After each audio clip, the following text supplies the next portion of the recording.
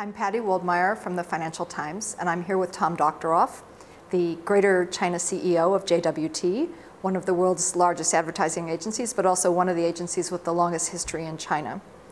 Mr. Doctoroff, the Olympics are obviously a great opportunity for China to sell itself as a nation, but what about Chinese brands? And are Chinese companies ready to exploit this opportunity to catapult their brands onto the world stage? I don't think so. And in fact, I think that with the exception of Lenovo, none of the local brands are actually really having that as a primary objective.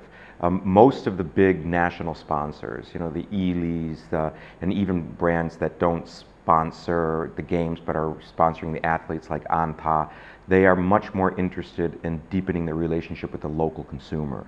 One of the good things about Chinese business thinking and strategy is that they have a very pragmatic view of what's feasible and not feasible. And I think that they all do understand that in order to expand their brands internationally, it takes more than just an Olympic push.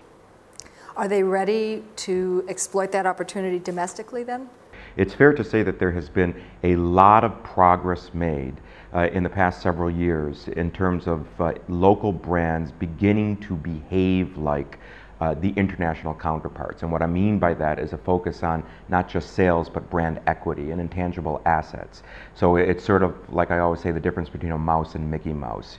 6 or 7 years ago, we had absolutely no local brands as clients. Now about 40 to 45% of our revenue is coming from local brands. So that is a sign of progress, and it's certainly a sign that local companies, and particularly local CEOs, understand why brands can at least theoretically be important to their long-term shareholder growth.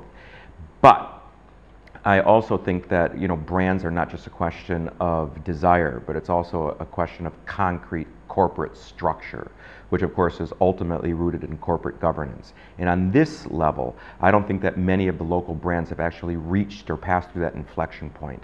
I still think it's very rare to see a truly marketing-driven organization as opposed to a sales-driven organization. And there are a lot of different reasons for this, many of them cultural. You mentioned that Chinese companies have begun to behave perhaps a bit more like international brands.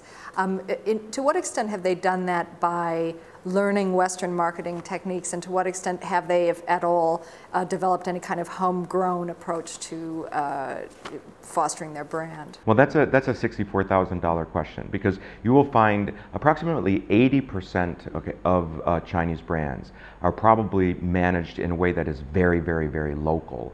And maybe 20% have started to learn from international standards and practices. But that 80% believes in awareness above all else. And so that means very high media frequency. That means saying your name loudly and very frequently. If you turn on any Chinese television station, most of that advertising is absolutely undistinguishable.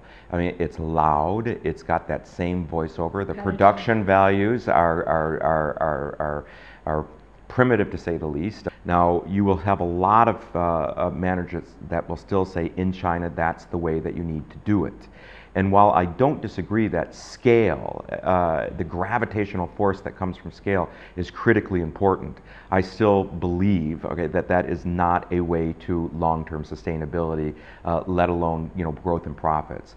I think that the enlightened 20%, they do understand the importance of equity, they do understand the importance of intangible assets, but the biggest struggle is in how they can structure their own organization.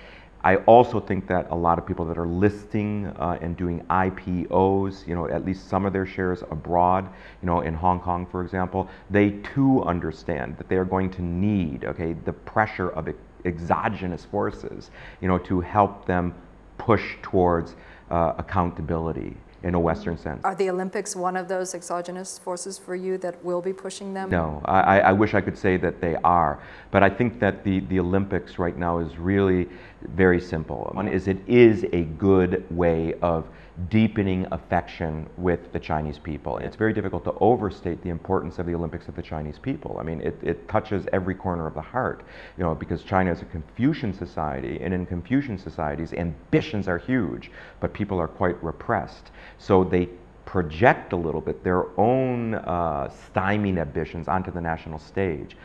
I am great if China is great. Isn't there a risk, though, that everyone is trying to play that card at the same time, pretty much, that China is great?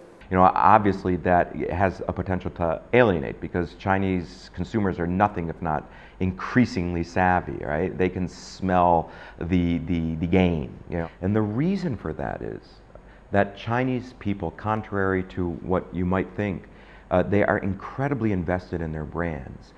In this new society where everybody started at the same level, but now there's an incredible ambition to get rich and to move forward and to become a success and to be acknowledged by society, brands are a way of demonstrating and projecting your progress up the social hierarchy.